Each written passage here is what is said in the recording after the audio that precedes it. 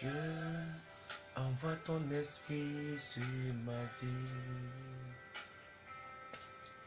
Oui, Dieu, envoie ton esprit sur ma vie. Oui, Dieu, envoie ton esprit sur ma vie.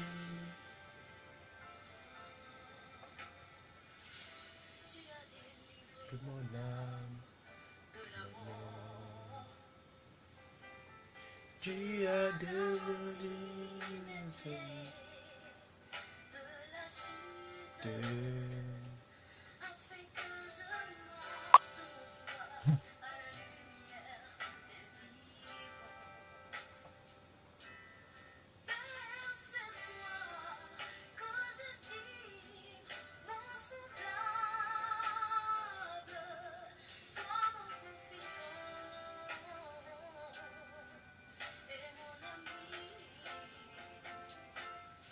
Oui, Dieu, envoie ton esprit sur ma vie.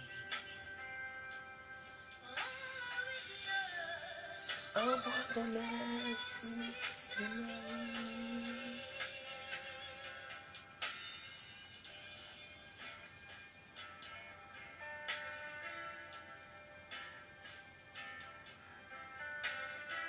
Nous sommes là aujourd'hui dans notre moment d'intercession.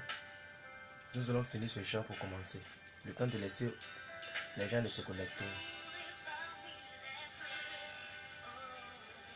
Si quelqu'un en ligne, tu peux déjà me dire si le son est bon, si tu me vois bien.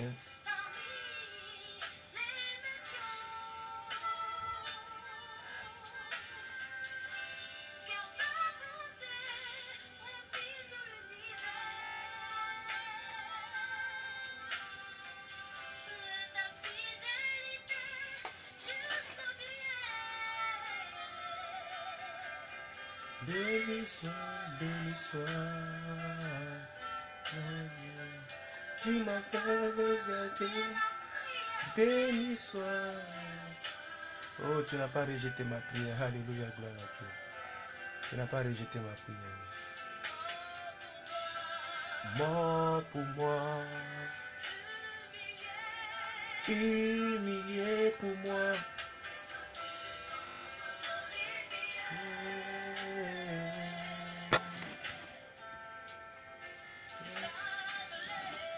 Flagellé, flagellé pour moi.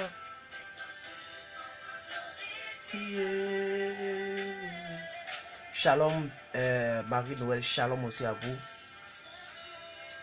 Nous commençons tout à l'heure. Nous écoutons un peu le groupe Eden.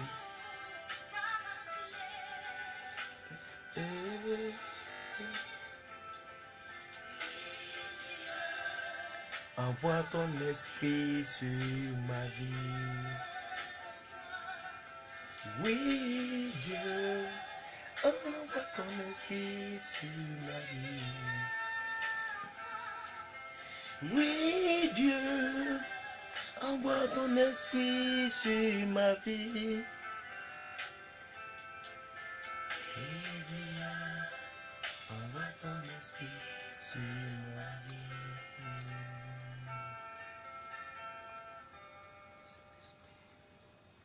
Soyez la bienvenue, vous tous. Je suis très content que vous soyez là. Et le thème général est intitulé la sanctification. Et donc, je veux que nous écoutions encore ceci.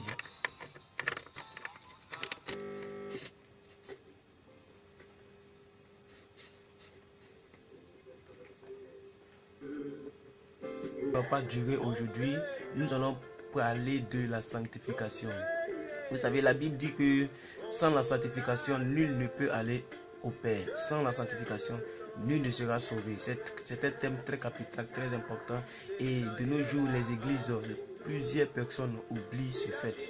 Et les gens prêchent la prospérité, les gens prêchent un chrétien doit avoir l'argent, un chrétien doit évoluer, un chrétien, oui, ce n'est pas un message erroné, parce que un chrétien doit réellement être riche. Ça, c'est quelque chose de bon. Un chrétien ne doit pas être pauvre. Non, un chrétien, c'est... La Bible dit l'or et l'argent appartient à nos dieux. Donc, un chrétien doit avoir l'argent. Ça, c'est pas un problème. Mais n'oublions pas aussi le côté de la sanctification. Vous voyez, parce que sans l'argent, quelqu'un peut aller au ciel. Mais sans la sanctification, nul n'ira au ciel. Je ne sais pas si vous comprenez avec moi. Quelqu'un qui n'a pas l'argent peut aller au ciel, mais quelqu'un qui n'est pas saint, quelqu'un qui n'a pas la sanctification ne pourra pas aller au ciel. Parce que la Bible dit sans la sanctification, nul ne sera admis au ciel. C'est le passeport pour que tu puisses entrer au ciel. De la même manière que j'ai besoin du passeport, si je dois aller en France ou en Europe, en Belgique, c'est le passeport pour entrer au ciel. La Bible dit, soyez en paix avec tous et ayez la sanctification sans laquelle nul ne peut entrer dans le royaume de Dieu. C'est pourquoi aujourd'hui nous sommes là pour prier. Parce que ce n'est pas facile la vie chrétienne. Nous avons tellement de défis, il y a tellement de choses à pouvoir réellement mettre en place pour la sanctification. Mais nous sommes dans un monde de globalisation, de mondialisation. Et dans ce monde de globalisation et de modernisation, il y a beaucoup de choses qui nous tentent et qui nous poussent vers l'abomination. Vous allez voir que l'église est arrivée à son comble. Le pasteur Marcelo a prêché un jour pire que Sodome et Gomorrhe. Il n'a pas tort de le dire. Parce que nous sommes dans l'ère où maintenant les gens vivent pire que Sodome et Gomorrhe. Avant, vous saviez que un homme pouvait aller avec sa fille et un homme pouvait aller peut-être avec un homme. Mais maintenant, c'est les hommes qui vont avec les animaux. Vous voyez à quel degré de péché nous vivons. Vous voyez, maintenant, c'est un garçon qui épouse un garçon. Il y a même un mariage homosexuel. Donc, vous devez comprendre que nous sommes dans l'ère de la mondialisation, de la modernisation et de la globalisation. Nous devons...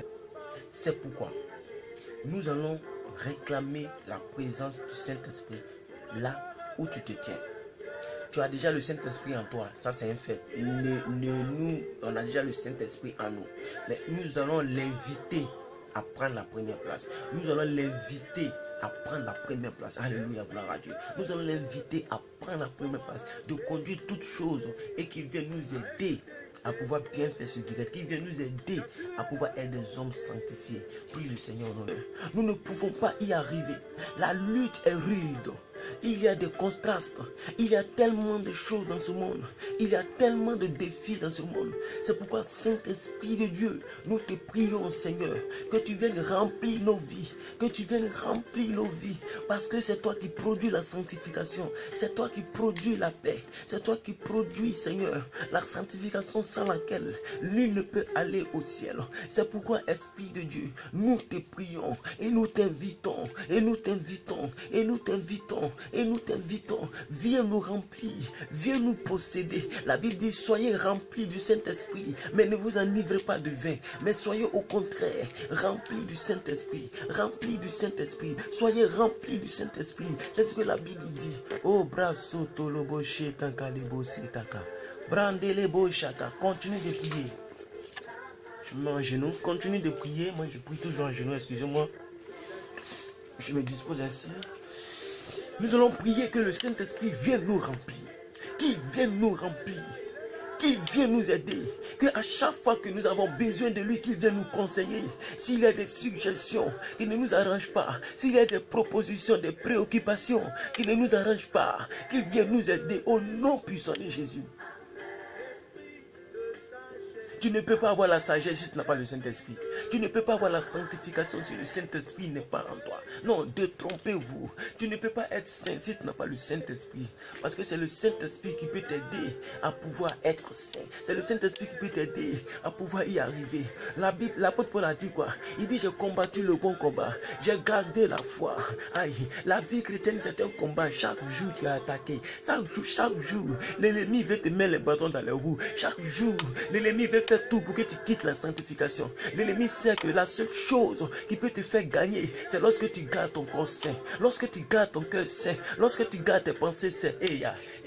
La Bible dit, si tu regardes une femme et que tu la convoites dans ton cœur, tu as déjà commis l'adultère avec elle. Alors qu'est-ce que l'ennemi fait? L'ennemi commence maintenant à envoyer des filles qui s'habillent très mal. L'ennemi commence à envoyer des vêtements bizarres. L'ennemi commence à brouiller tes regards. Il commence à brouiller tes regards parce que l'ennemi sait que ce que tu regardes, c'est ce qui te mûrit. Et ce que tu mûris, c'est ce qui se produit en action. C'est pourquoi les pensées sont très importantes. Nous allons prier tout à l'heure pour nos pensées, sinon du moins pour le renouvellement de notre pensée. Quand la Bible dit dans Hébreux 12, soyez transformés par le renouvellement de votre intelligence. L'intelligence ici est traduite par le mot grec en réalité pensée. Donc nous allons prier pour nos pensées. Mais nous prions ici actuellement pour que Dieu nous aide à pouvoir être remplis davantage du Saint-Esprit. Que nous désirons davantage le Saint-Esprit. Est-ce que tu te rends compte de ce sujet de prière? Que réellement lorsque tu marches, tu te rends compte que tu as le Saint-Esprit en toi. La Bible dit en 1 Corinthiens 6 verset